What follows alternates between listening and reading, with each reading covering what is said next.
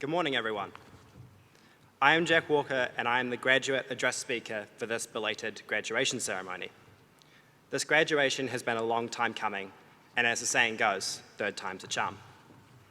I know it's been a long morning for most, if not all of us, and although these ceremonies are joyous occasions, they can also drag out a bit long at times, and I know that most of you just want a flat white and some breakfast. A young man named Ferris Bueller once said that life moves pretty fast. If you don't stop and look around once in a while, you could miss it. Can you please all take a couple of moments now to look around and appreciate this moment in its entirety? This is one of these moments that you don't want to let pass you by. Now that's done, let's get this show on the road. Firstly, I would like to congratulate each and every one of you sat here today. A degree is something that you should be proud of, whether it's your first or your fifth. It is a culmination of hard work, sacrifices, tears, smiles, countless hours of procrastination sessions, flat parties, but most importantly, learning. To the graduates, congratulations for finishing this long and arduous journey. While you may have finished your degree, it doesn't mean that your education should stop here. To the parents, families, partners, friends, those who cannot be here today, and those no longer with us, thank you for your support. Thank you for the phone calls, the text messages, the care packages, the comfort, and for your love. Words cannot describe how much this support means to us, and so hopefully these pieces worth thousands of dollars can begin to do so instead. Bernard of Charteris stated the following: "If I have seen further, it is by standing on the shoulders of giants."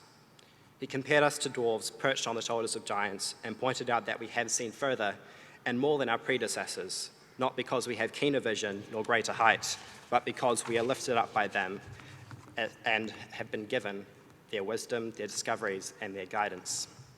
To the university staff, the proverbial giants who we stand upon, thank you for facilitating in the gaining of our degrees. Thank you for all that you do, not just for us, but also in your fields of expertise for making the world a greater place. When I heard from the graduation office telling me that I had been gifted with this honor, I was taken away and humbled to have been blessed with such a privilege. One of the suggestions from them was that the speech should speak to the graduates sitting here today. It should be something that they can relate to and understand. It should be something that sums up their time at Victoria. These final 6 words sat with me: sums up their time at Victoria. What could I possibly say that could sum up each and every student's university experience in 5 to 10 minutes? After all, I'm just one of the graduates sat here today. Well, the truth is that I simply can't sum up their experience. Each and every single person sat here today has lived their own experience, not just in their tertiary years, but in their own life as well. Each of you will be looking back on these moments, be they good, bad, amazing, interesting, or downright confusing, and you will be seeing how they made you who you are today. This is something that I cannot do for anyone other than myself. One of the requirements of a speech such as this is that I do one of 3 things. I attempt to tout someone else's wisdom as my own with some obscure anecdote or didactic story. I provide some reminders of things that have happened so that we may reminisce, or I confess my love to someone in the crowd. Safe to say I won't be doing that last one, and as for the other 2, I think I'll leave them alone as well. Here's what I'll do instead. Provide some insight into what I've done over the last 4 years, thank my friends and family for their support, and leave you with a challenge. 1. On my mirror, since day 1 of university, I've written in a whiteboard marker these simple words: 1% and the letters MAD. 1% better. I'm sure most of you can work it out, but I want to show you the power of what this 1% does. There are 365 days in a year, and so let's do some quick maths. What is 1.01 to the power of 365? 37.78 approximately. Here's another piece of math. There are 1,095 days in 3 years, and so what is 1.01 to the power of 1,095? Roughly 54,000. What a difference 3 years makes. No wonder they make us stick around for this long. Now, this 1% better isn't about being 54,000 times better. When I came to university, this was about a challenge to be constantly learning, constantly evolving, constantly changing. It is about the little things in life. 1% is easy. If you make a small difference every day, eventually the bigger things become a little less big and a little less daunting, like this speech. This is where I believe happiness comes from, being microscopically ambitious towards the pursuit of short-term goals rather than long-term dreams, for loving the graft of the day in and the day out. going one more when you are physically spent and mentally spent, grinding stuff out when there is nothing left and then grinding some more. This 1%, however, isn't about achieving that 1%. It's about enjoying the process of work, about achieving greatness, about making change. I never set out to achieve great things to end up on the stage giving this speech. I set out to do my best each and every day and just to try to do a little bit more with what I've got where I am. 2, MAD. What do these letters mean? To me, they define an acronym, or better yet, they represent an ethos. M is for make, A is for the word ah, and D is for difference. Combined, they make a simple sentence, make a difference. The sentence can have many connotations and will mean different things to different people. To me, it means 2 things: making a difference in my own life, as seen by the 1%, but also making a difference in the life of others. This is why I'm standing before you today. I was chosen to speak to you, not because I went to the Olympics, not because I've met the Queen, and certainly not because I have achieved any kind of societal greatness, but rather because I've gone about my time at Victoria trying to make a difference in my own life and in the life of those around me. Whether I have actually achieved change in the lives of those around me is certainly up for debate, and I certainly don't see myself as being one who has made a whole lot of change, but rather someone who has changed his own life by helping those around him. What I do see is the power of these 3 words. Now it's time for some more math.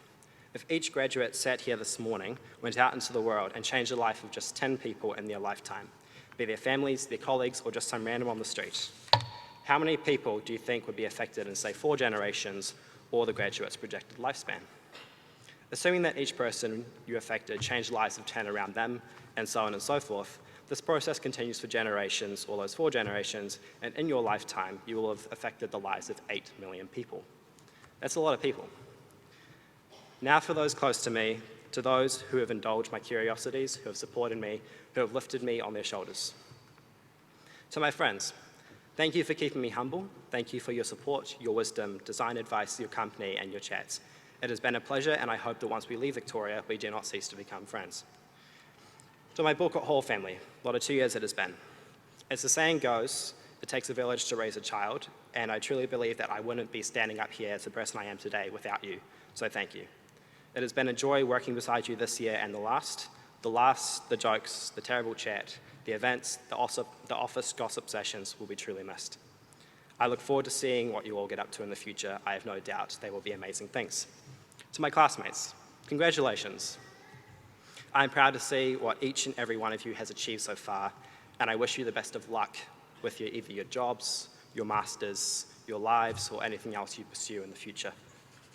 To my extended family, my cousins, my aunts, uncles, grandparents, distant relatives, thank you for indulging my childhood curiosities with the many Christmas presents of Tinker Toys, Legos, Meccano sets, string, rope, and all other parts of my inventions. Thank you for reminding my parents that children can have weird interests and that I will eventually grow out of it.